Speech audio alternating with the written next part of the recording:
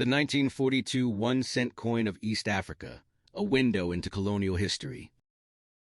The 1942 1-cent coin of East Africa is a small copper coin with a large historical story. Issued during one of the most turbulent periods in world history, this coin reflects the economic, political, and colonial realities of East Africa during the Second World War. Though modest in size and value, it carries the imprint of empire, war, trade, and everyday African life under British rule. This essay explores the historical background, design, production, circulation, and lasting legacy of the 1942 1-cent coin within the broader context of colonial East Africa. Historical background: East Africa under British rule. In 1942, East Africa was not a single country, but a region under British colonial administration. The coin was issued for circulation in territories governed by the East African Currency Board. These territories included Kenya, Uganda, Tanganyika, Zanzibar. The East African Currency Board, EACB, established in 1919, was responsible for issuing a unified currency known as the East African shilling. This system replaced earlier currencies such as the Indian rupee, which had previously circulated in the region due to Indian Ocean trade connections. By 1942, the region was firmly integrated into the British imperial economy. Agricultural exports such as coffee, tea, sisal, and cotton were central to colonial revenue. Railways, particularly the Uganda Railway, connected the interior to coastal ports, facilitating export trade. The global context: World War II. The year 1942 was a critical year in World War II. East Africa had already experienced military conflict between British and Italian forces in 1940 to 1941 during the East African Campaign. Italian forces based in Ethiopia and Somalia had invaded British territories, but by 1941, British and Allied forces regained control. Although the fighting in East Africa had largely ended by 1942, the war continued globally. The British Empire required vast financial and material resources.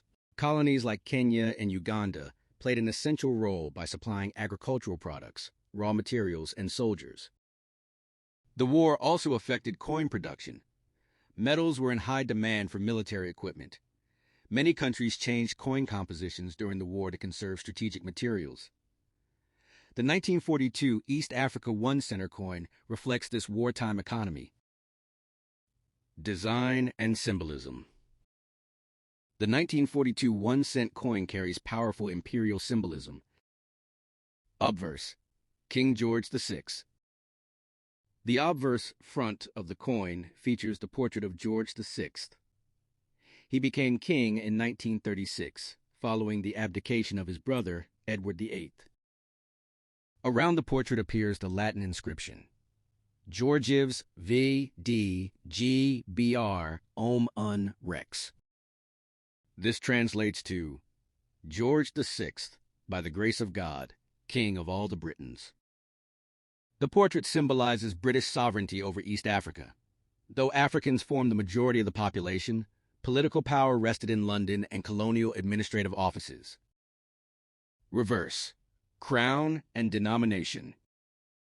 The reverse displays the denomination 1 CEAA.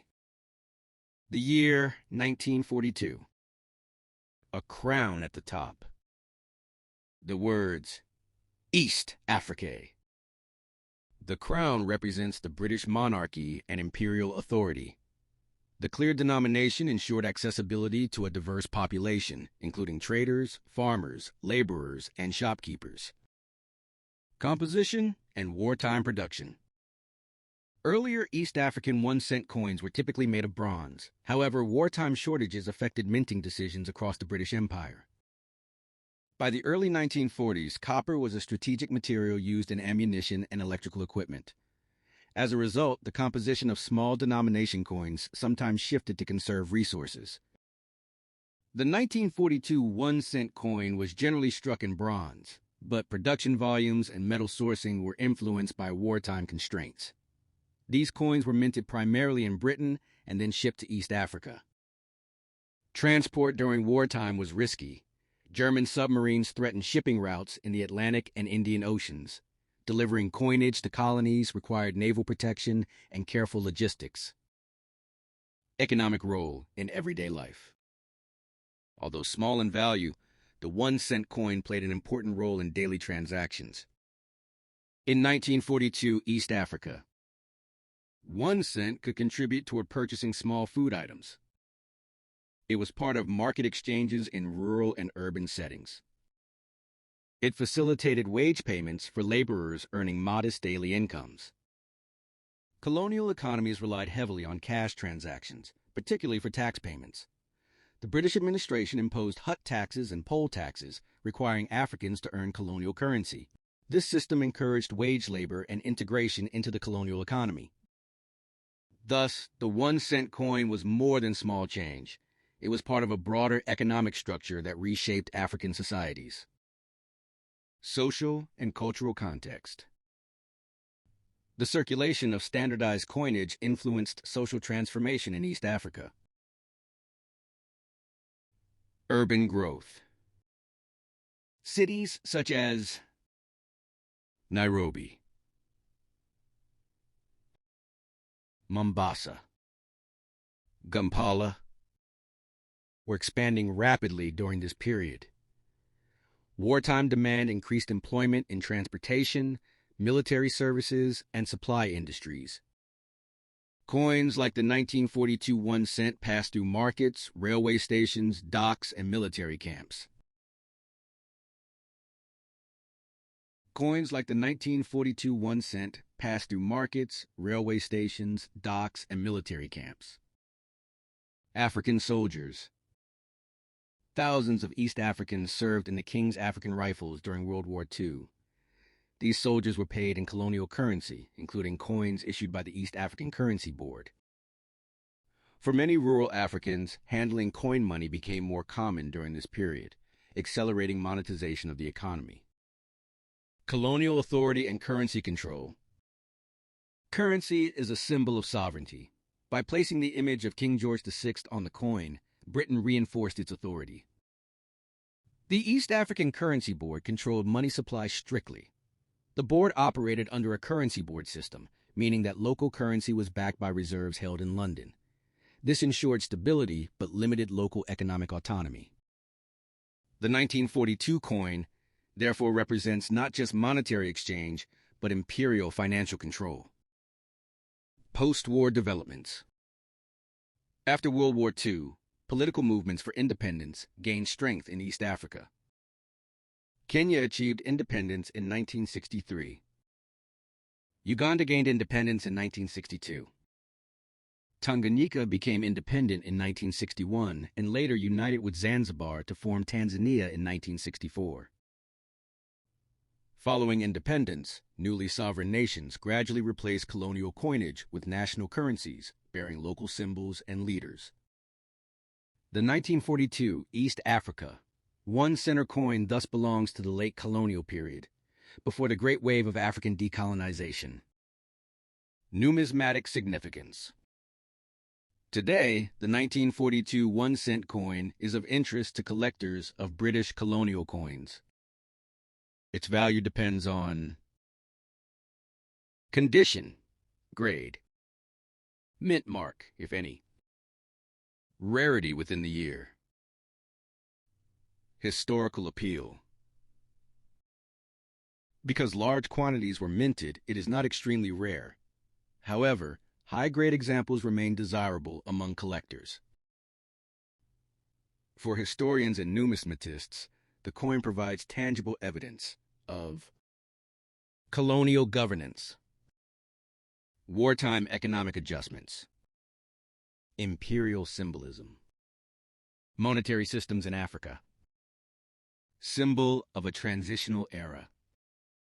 The coin stands at a crossroads in history. It was issued during global war. It circulated during rising African political consciousness. It represents a colonial system that would dissolve within 2 decades. Holding a 1942 East Africa 1 center coin today connects the present to a complex past of empire, resistance, trade, and transformation. Conclusion. The 1942 1-cent coin of East Africa may appear small and simple, but it carries profound historical meaning. Issued by the East African Currency Board during World War II, it symbolizes British imperial authority, wartime economic adjustments, and the integration of East Africa into global systems of trade and finance. Its portrait of King George VI reminds us of colonial rule. Its circulation in markets and military camps reflects daily life during wartime. Its eventual replacement by independent African currencies marks the shift from empire to nationhood. Coins are more than metal discs. They are historical documents. The 1942 East Africa 1-cent coin tells a story of power, economy, and change in mid-20th century Africa. Through its design and history, it offers insight into the colonial experience and the global forces that shaped East Africa's modern development.